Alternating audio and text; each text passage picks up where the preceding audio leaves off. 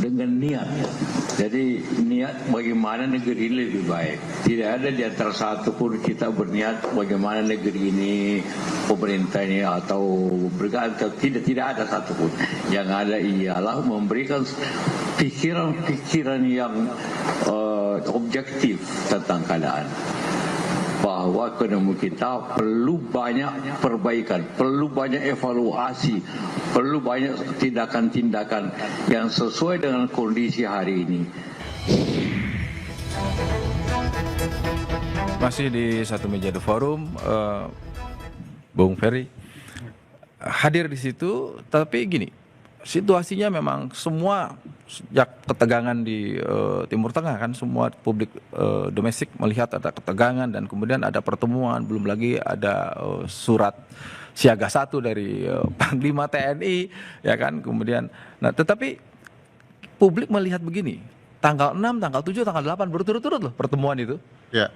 Lintas tokoh itu seperti ada suasana kegentingan dan memori kita tuh tarik ke belakang tahun 98 dulu sebelum kejatuhan Pak Harto itu. Tokoh-tokoh juga berkumpul, intent dan sebagainya. Gitu. Sebetulnya persisnya memang itu di-trigger oleh situasi atau memang kekhawatiran dari para tokoh yang hadir termasuk Pak JK atas situasi yang ada atau apa? Karena tadi Pak JK harus menjelaskan bahwa tidak ada ini untuk menjatuhkan atau apapun, lebih kepada lebih baik gitu. Ya sebenarnya kan ini bicara soal kepercayaan publik kepada pemerintah ya. Semakin banyak pemerintah mengeluarkan data-data yang sulit dibaca dalam berbagai perspektif ya, baik itu ekonomi, hukum dan lain-lain, tentu akan menimbulkan ketidakpercayaan publik bahwa kita memang sedang tidak baik-baik saja.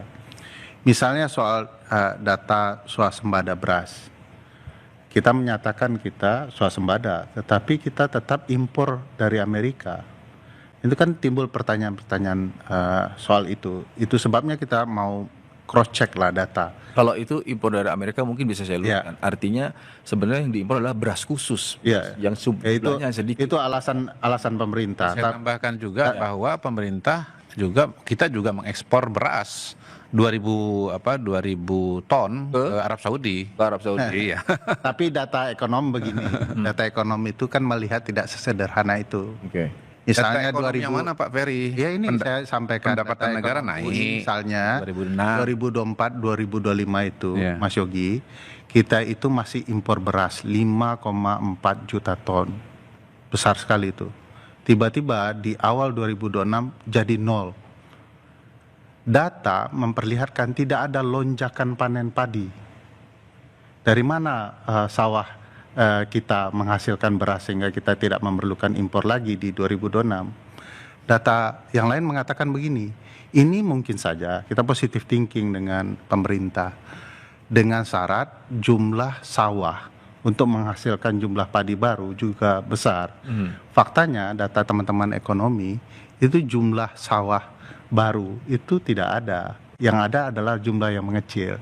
Jadi ini soal masuk akal tidak masuk akal data. Data yang menarik dari teman-teman ekonomi adalah kenapa harga beras tidak turun. Sementara harga antara pasar modern dan pasar tradisional itu tipis jaraknya. Dugaan teman-teman ekonom bahwa harga yang tipis itu menunjukkan seluruh barang yang bernama beras sebenarnya impor. Cuman dinamakan saja ini swasembada beras. Kalau dilihat perspektif bahwa ini untuk kepentingan dagang, bisa kita maklumi bahwa pemerintah perlu menjelaskan bahwa kami sebenarnya surplus beras supaya harga impor tidak mahal-mahal, betul kan begitu ya. Tapi ketidakpercayaan itu meningkat karena memang soal data itu tidak dijabarkan dengan baik dan benar oleh pemerintah. Nah, kamuflase data seperti ini hanya akan merusak pemerintah kita.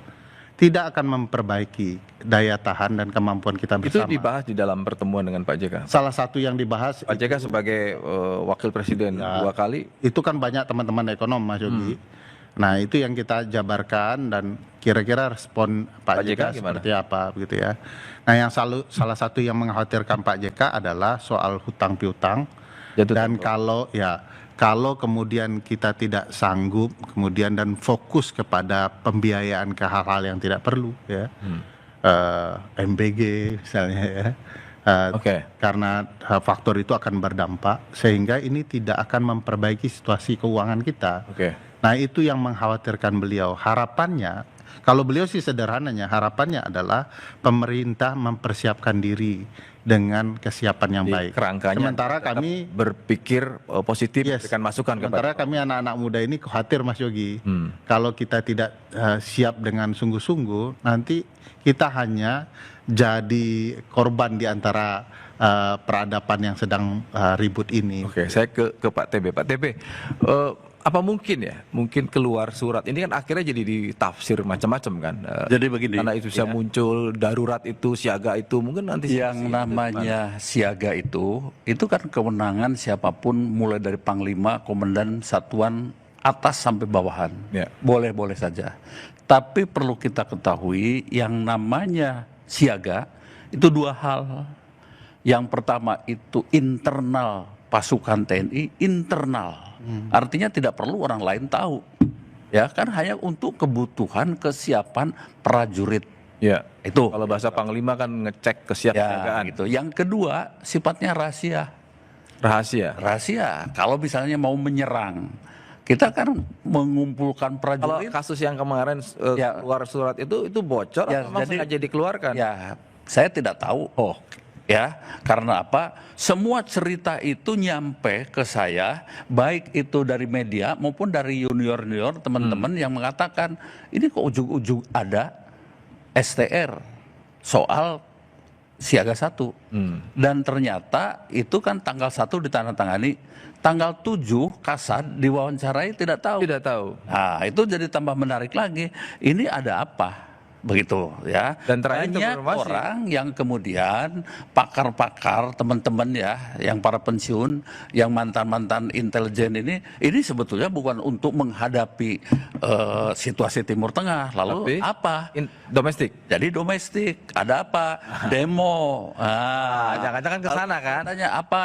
Nah, itu Termasuk juga pertemuan di rumah Pak JK yang turut jangan-jangan masuk saya kira. Oh, ke sana. Belum masuk. Tapi adalah dari BEM UI itu yang dalam waktu 3 hari harus keluar dari BOP ya, kalau tidak akan mengerahkan besar-besaran. Itu pun perlu dikaji juga. Kita tanya. Tapi yang jelas tidak perlu siaga itu diumumkan, hanya membuat keresahan. Oke. Itu dari dulu juga waktu kami masih prajurit enggak perlu diumumkan. Iya. Itu urusan elu lah. Bong, tidak perlu katanya. Tapi mungkin bacaannya dari Panglima kan mengecek aja, namanya juga kesiapsiagaan atau ada. Nah, memang itu yang namanya persepsi itu, Pak. Oke. Kita pakai kacamata ketika melihat sesuatu peristiwa atau suatu benda. Jadi sebetulnya bukan bendanya yang penting, tapi kacamatanya. Kacamatanya. Iya, Gimana? jadi kalau mungkin ada yang mengatakan melihat ada siaga jadi khawatir.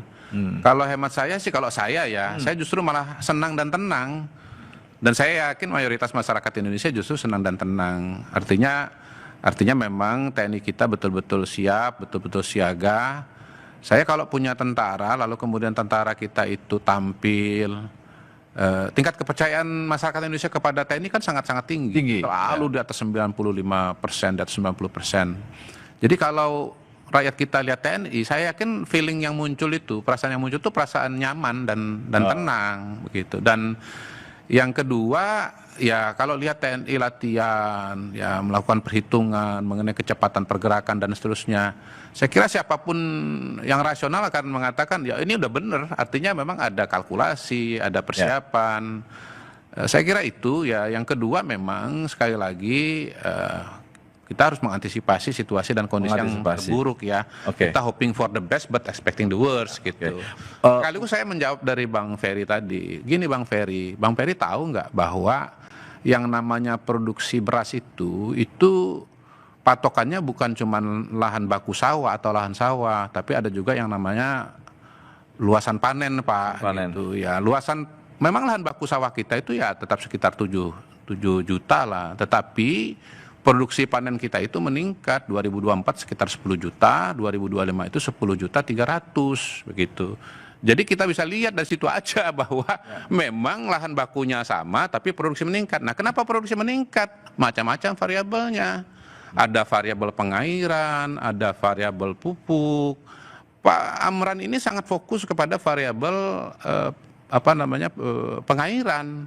Dengan cara itu saja sudah bisa membantu untuk meningkatkan produksi, karena kita tahu yang namanya padi itu hidup dari air. Dan yang kedua, ya dari segi pupuk, ya pupuk kita ini pada hari ini dipangkas dulu birokrasinya dari 100 lebih peraturan menjadi 1 saja, sehingga ketersediaan pupuk itu menjadi jauh lebih baik di petani kita, bahkan harganya diturunkan. Jadi dari semua itu sudah menjadi jelas kenapa kemudian produksi berasnya bisa meningkat begitu. Jadi bukan kamuflase menurut saya, justru Bang Ferry ini yang sedang berusaha melakukan kamuflase, menutupi keberhasilan gitu loh. Ngomongnya kan beliau ini kan normatif semua.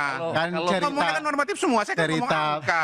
Jadi menurut saya publik terkesan menilai siapa yang kamuflase di sini. Dijawab soal kenapa harga beras belum turun. Loh, gini loh, Anda jangan buang badan. Yang lagi kita bicarakan ini soal produksi beras, ya jangan soal yang lain. Tapi kan kita sepakat bahwa beras itu pada dasarnya adalah bahan pokok yang memang harus dikelola. Iya, jelas itu matematikanya. Kalau mau menjelaskan kita swasembada, maka jelaskan juga kenapa harga tidak ini. Itu kan logika ekonominya nggak nyambung.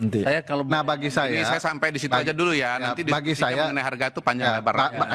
Saya mau mengembalikan lagi ke topik soal dampak ini. Karena situasi ada siaga. Gimana? Saya sebentar aja. Bahkan juga ya kebetulan beliau ini. Tapi beras ini kan memang satu hal yang memang media harus kita ya, begini ya.